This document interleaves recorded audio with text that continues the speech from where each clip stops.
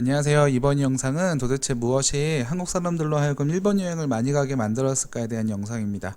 도대체 한국 사람들은 언제부터 폭발적으로 일본 여행을 많이 가게 되었을까요? 과거 통계 자료들을 찾아보면 2000년 이후 그리고 2012년까지 일본을 찾는 한국인들은 매 조금씩 달랐지만 160에서 250만 명 범위를 유지하였었는데요. 이러한 수치가 2014년 들어서며 기존에 유지했던 범위를 넘어서며 폭발적으로 증가하기 시작했습니다.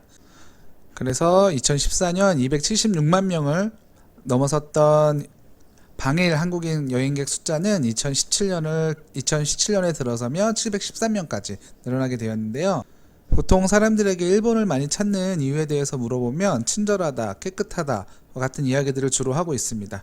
하지만 실제 일본을 찾는 관광객들이 폭발적으로 늘어난 가장 커다란 이유는 사실 돈과 연관이 되어 있습니다. 맞습니다. 돈이 가장 중요한 역할을 하게 되는데요. 바로 관광객들의 구매력이 해당 시기에 대폭 증가했기 때문입니다. 그러면 어떻게 이렇게 관광객들의 구매력이 대폭 늘어날 수 있었을까요? 바로 해당 시기에 일본이 엔화를 마구잡이로 풀어제끼며 엔화 가치가 급격히 하락했기 때문입니다. 실제 2012년 1575원까지 올라갔었던 엔화는 그 후 지속적으로 하락하여 2015년 885원까지 하락하게 이르렀는데요. 고점 대비 저점은 사실상 반토막에 가까운 하락을 보여주는 것을 알 수 있습니다. 같은 기간 기축통화인 달러가 원화 대비 1000에서 1200원대를 유지했다는 점을 감안해 본다면 엔화가 얼마나 큰 폭으로 가치가 하락했는지 알 수 있을 것 같습니다. 이렇게 환율이 급락하는 현상이 발생하면 예를 들어 2012년에 일본을 방문해서 일본에서 10만엔을 사용하기 위해선 한국돈 157만원이 필요했던 반면에 2015년에는 단 88만원만 있어도 동일하게 일본에서 10만엔을 사용할 수 있게 된 셈인 것이죠. 결과적으로 이러한 환율 하락은 엄청난 여행비용 감소를 발생시키게 된 것입니다. 결국 이러한 비용 감소는 결과적으로 일본 여행의 가성비를 대폭 올려주는 효과를 만들어나게 됐는데요. 실제 생활물가에서도 거의 차이가 없거나 오히려 일본이 싼 물건들이 대폭 늘어나게 된 계기가 된 것입니다. 그리고 또한 비용 감소 덕분에 방송사들과 주요 매체들 역시 일본을 대상으로 한 컨텐츠 제작을 위한 비용 역시 대폭 감소하게 되었고, 그에 따라 해당 시기에 일본과 관련한 컨텐츠들이 대거 등장하게 되는 계기가 된 것이죠. 그리고 이러한 노출은 결국 다시 여행객 증가로 이어지는 순환 구조를 만들어내게 되었던 것입니다.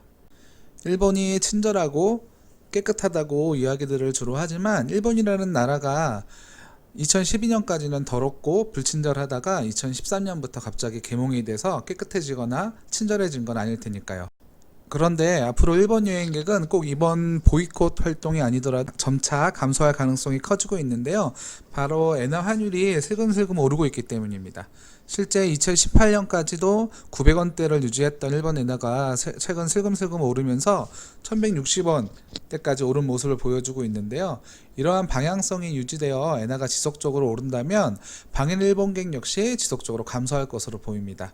그러다가 과거처럼 1,400원 혹은 1,500원 이렇게 다시 돌파하게 된다면 관광객 역시 이전과 같이 현재 수준보다는 한 반토막 수준 정도로 감소할 가능성이 높아지게 되는 것입니다. 이런 내용들을 살펴보면 자본주의에서 돈이라는 게 얼마나 솔직하고 직설적인지 알 수 있을 것 같은데요. 결국 이러한 자본의 솔직함으로 인해 결국 자본이 정치도 움직일 거라는 생각을 가지고 있습니다.